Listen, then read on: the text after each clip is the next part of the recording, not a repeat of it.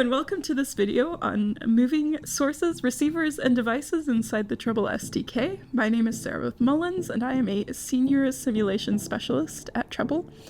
I would love to talk to you about this feature that we're releasing at the end of February in beta, but before we really jump into the details of it, I think it's important to add some context about the state of our field.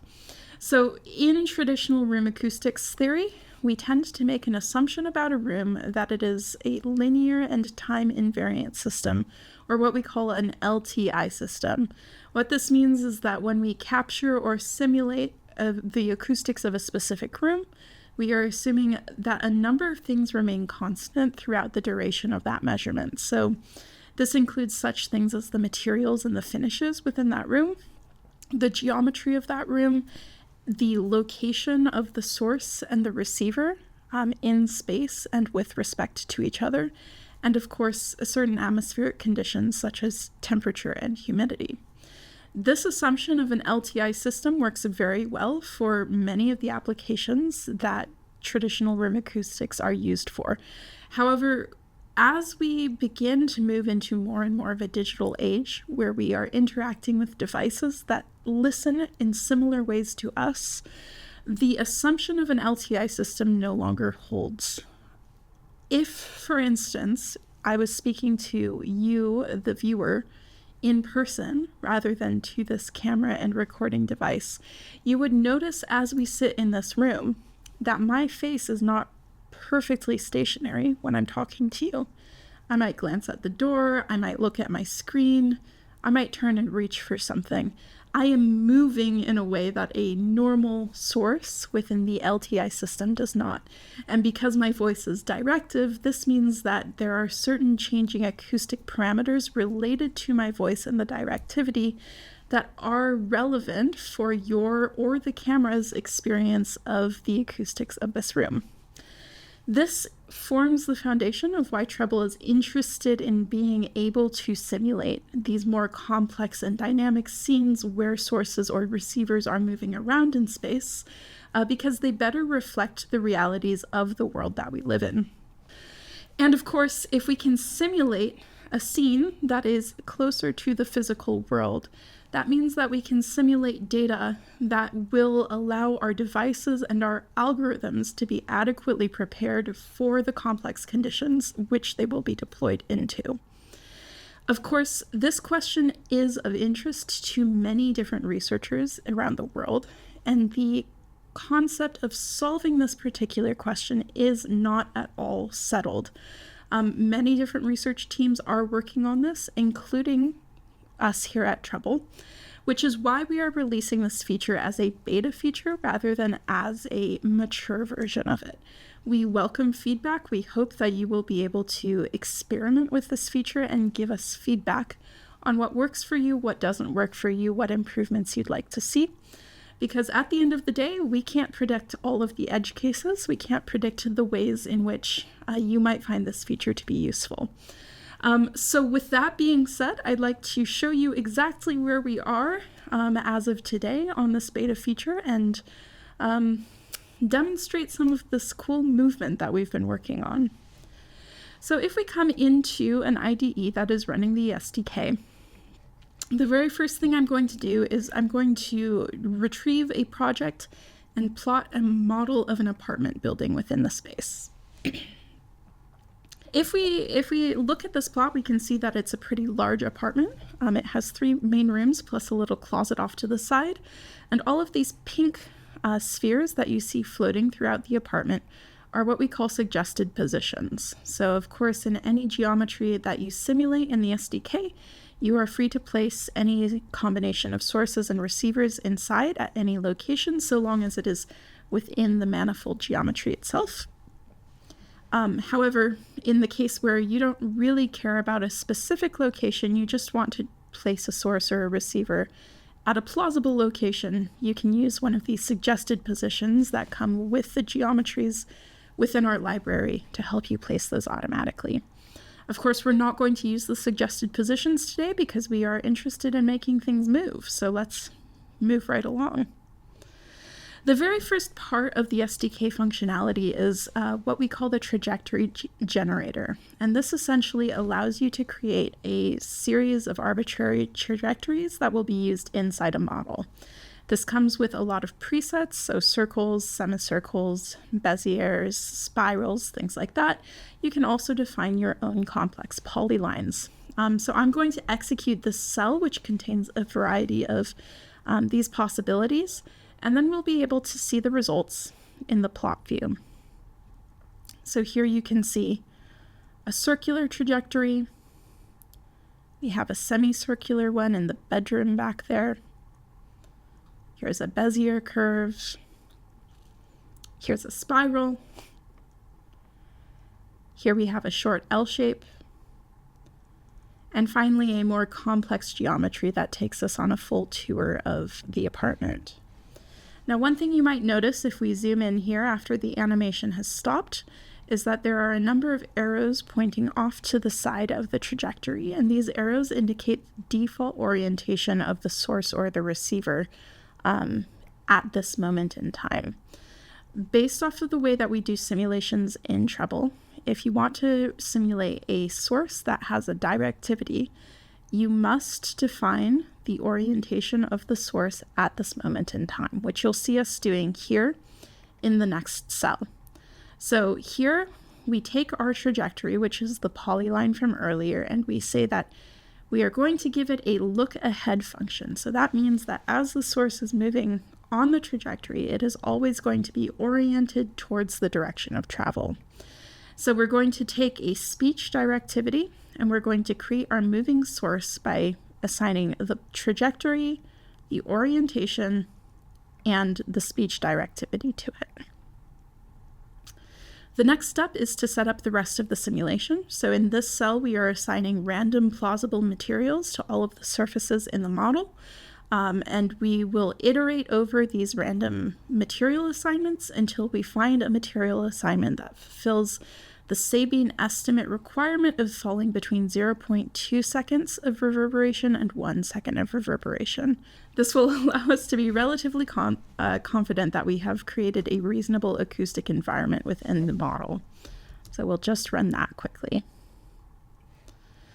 And finally, we're going to assign a single receiver, which is going to be a 16th order ambisonics receiver, into the simulation definition. We'll create it and we'll plot it.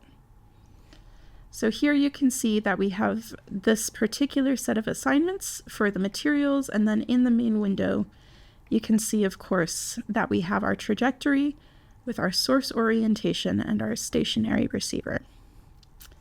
Now, if I were going to run this, I would execute this cell, but thanks to the magic of editing, I have already run this particular simulation, so we'll move straight into working with the results. I'm going to download the results here. And then my next step is to plot it.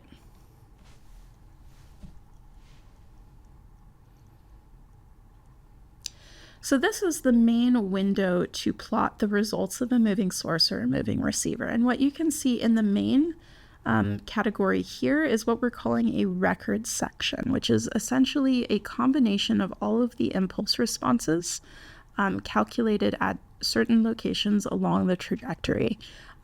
By viewing it in this way, we are able to observe changes in the time of arrival of the direct sound and the early reflections, as well as to compare changes to the amplitude of those arriving waves at the receiver location. We can interact with these results by using the slider down at the bottom of the screen, which allows us to highlight impulse responses corresponding to certain locations along the path of travel. Now, of course, if you want to observe the impulse response in more detail than this, you can move into the impulse response window, which will show you the isolated IR of the location that you're currently at. And you can, as with our other types of results, observe the frequency response, the phase response, or the energy decay curves at these given locations along the trajectory. We do have a slightly more advanced version of this visualization where we have re-added the model to the results, which allows you to actually examine the location of the source and the receiver with respect to the containing geometry as you interact with the other results views, which allows you to have a bit more context when you're interpreting these results. Now, of course, the impulse responses are interesting, but the main point of this feature is to allow us to create oralizations of a moving source or a moving receiver. So that's what we're going to do in this next cell. I'm going to grab the HRTF of a KEMAR dummy head, as well as a dry signal, and I'm going to send both of these into the function that will generate our moving oralization. So in this case, that function is called convolve with audio signal, and we're going to assign the dry signal, the HRTF, the speed of travel, and the orientation of the receiver into the moving result. And that will give us our oralization. So we'll let this run for a second. And now that it's done, we can plot the convolved audio. So here you can see the left and right channels of the convolved audio coming from the KEMAR dummy head. And you can see, of course, that one ear is louder than the other, as it is the ear that is most proximate to the source for the early part of the source's trajectory. And again, you can also look at the frequency response and the spectrogram of this audio signal. Now, you can also, of course, play back the audio, which we'll do right now. And this object will also allow you to save the audio as a WAV file.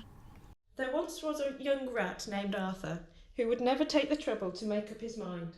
Whenever his friends asked him if he would like to go out with them, he would only answer, "I..." Okay, so now let's look at the moving receiver version. So as before, we're going to retrieve the project and the model, which is the same model as in the moving source example. And this time we're going to focus on a moving receiver. You might notice in this cell it's a little bit different from our moving source, because unlike the sources, our receivers are not constrained in their orientation prior to the definition of the simulation. So in this case, we are not going to set an orientation before simulating, because we have the freedom to go back and change that once we have simulated this. So here you can see a much longer L-shaped trajectory of the receiver with that default receiver orientation displayed in our plot. And as before, we're going to create a random material assignment that falls within those certain acoustic parameter restrictions. And once again, we are going to be using a speech directivity. We'll make a directive stationary source, and we'll add that to our simulation definition and plot it. So once again, you can see the receiver moving from the start of the trajectory to the end of the trajectory here, as well as the location and orientation of the directive source within the model. So once again, if we wanted to run the simulation, we could run it in the cell, but because I've already run it, we'll proceed to retrieving the results and working with them. So we're just going to download the results here, and we're going to retrieve the moving result and plot it.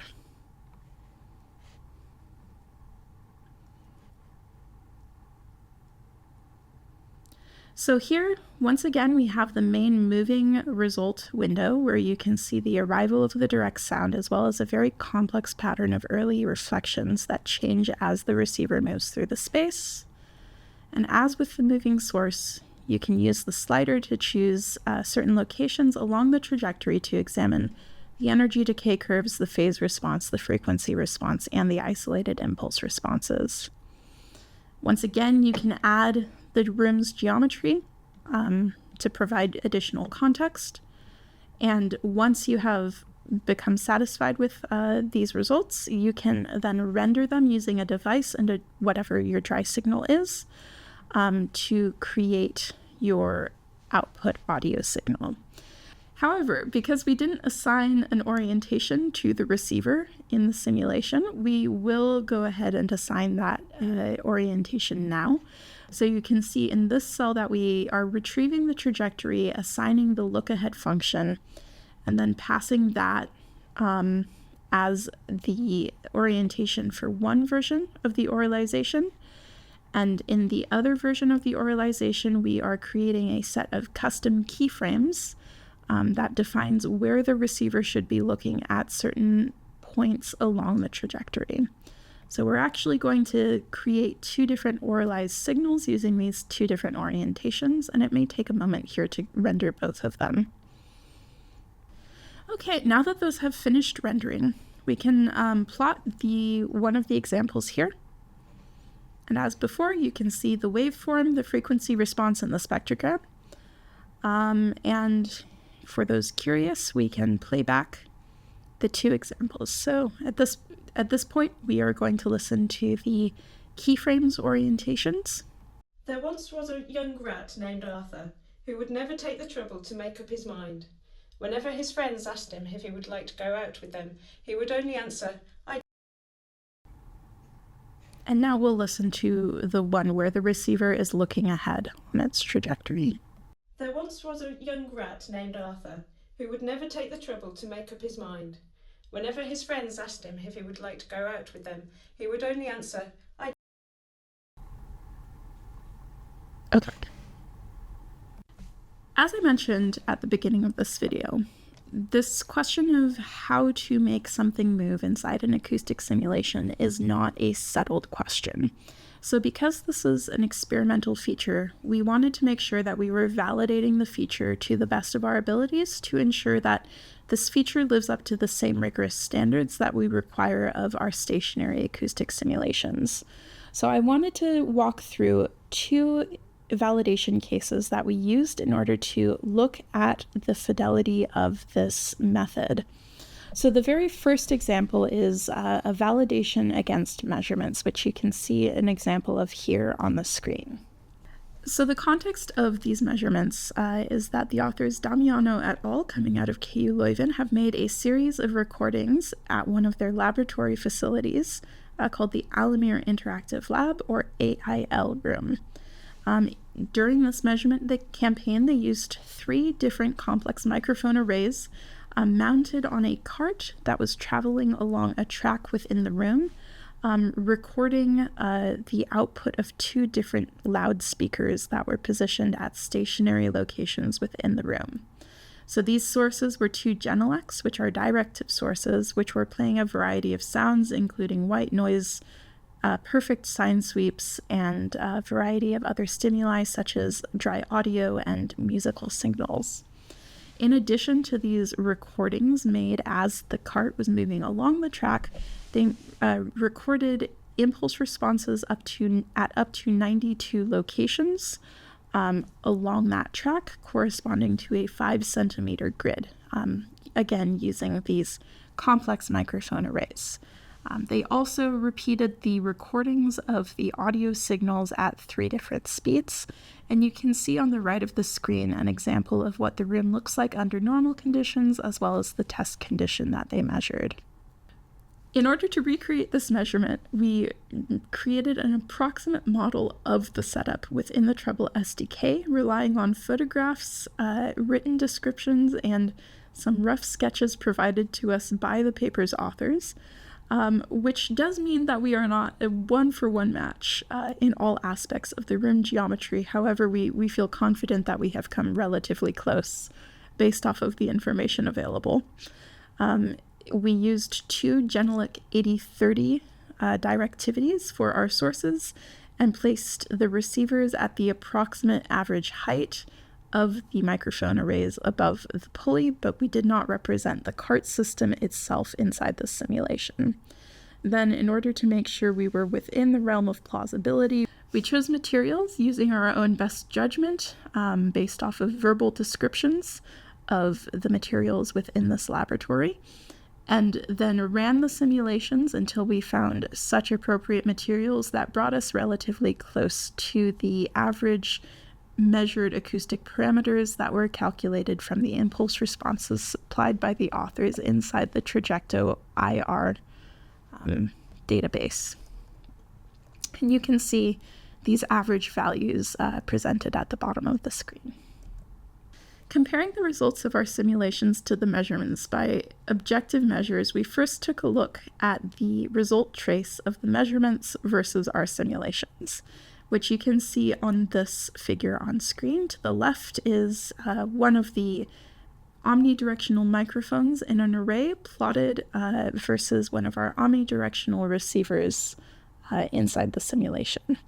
Now you may notice that there are some differences between the two. A visual comparison shows that I would say these are a reasonable match, if not a perfect match for each other.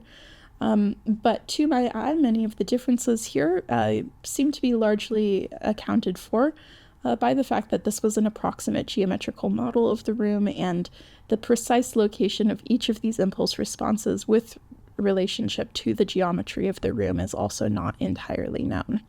So while we inferred a geometry that seems reasonably close to what was defined, because we don't have the actual geometrical information, we can only get so close to the actual room.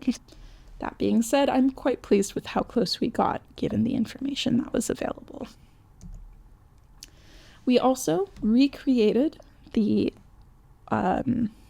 measurements that were created by the KU Leuven team and compared that against simulated versions of the same setup and compared them in the spectrogram realm, which you can see here. So the simulations for left and right ears of a dummy head are compared at the top of the grid to the measurements of the left and right ears in the same configuration. And again, you can see that although there are some transients that are different due to the type of noise that was introduced in our simulated recreation, generally speaking, we are seeing a pretty good match between the spectrograms of the measurements and the spectrograms of our simulations. However, this was not enough for us to feel confident in the validation of our approach. So we also ran a small listening test using 14 participants and a MUSHRA, or multiple stimulus with hidden reference and anchor test, where we used the recordings made by Leuven as the reference and a variety of simulated audio outputs using the algorithms we were considering for use in this feature as the various conditions, which you can see the results of our estimated marginal means analysis at the bottom of the screen. I won't get into too many details here, but we chose the best rated algorithm out of all of these test conditions to be the one that we implemented in the beta feature. So as I mentioned, we validated this feature in a number of ways. We've just talked about the validation using a perceptual validation, as well as looking at the recreation of a set of measurements. But of course, we're also interested in knowing how well this feature performs in downstream tasks related to audio signal processing and DSP development. So this second validation case that we're going to look at briefly is a downstream task, which is looking at the performance of a beamformer on the output of our feature. So we simulated this as a very simple bar scene where the bartender is modeled as the moving source, moving around slowly behind the counter, around 0.2 meters per second. Bartender is always facing towards our receiver, and the receiver is always facing towards the back of the bar, and is wearing a set of custom smart glasses. So this particular smart glasses set is modeled as a head and torso simulator who is also wearing a smart glasses device, which contains 5 microphones, 2 microphones on either side of the glasses, and then 1 in the center of the glasses. And in order to evaluate this, we used a steered response power with phase transformation beamforming algorithm, with the goal of estimating the direction of arrival of the sound source using the microphone array and generating a spatial power map over time so we can visualize the accuracy of the beamforming algorithm. So given the mic array and the multi-channel signal and the fact that the source is in motion, can we accurately estimate the source position over time? And here we have a video showing the output of this beamforming algorithm, where you can see that the algorithm is correctly locating the source in space as it moves behind the bar.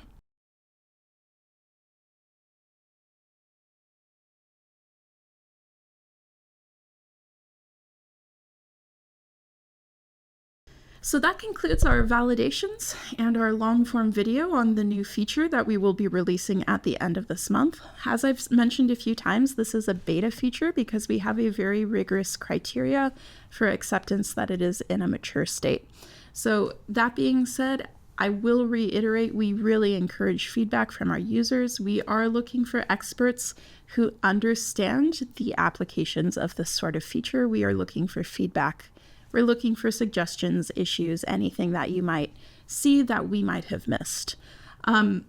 In terms of our future roadmap for development, we have a few known items that we want to incorporate into the mature release. So this includes support for a non-uniform speed of the source or the receiver, as well as being able to update the receiver orientations and speeds from within the dynamic scene generator, which was presented in the webinar. Finally, and of course, we are looking into more advanced algorithms that we can use to simulate this motion, including ways to optimize it and ways to speed up this calculation. My name's Sarah Beth Mullins. Thank you for joining us in this video, and happy simulating.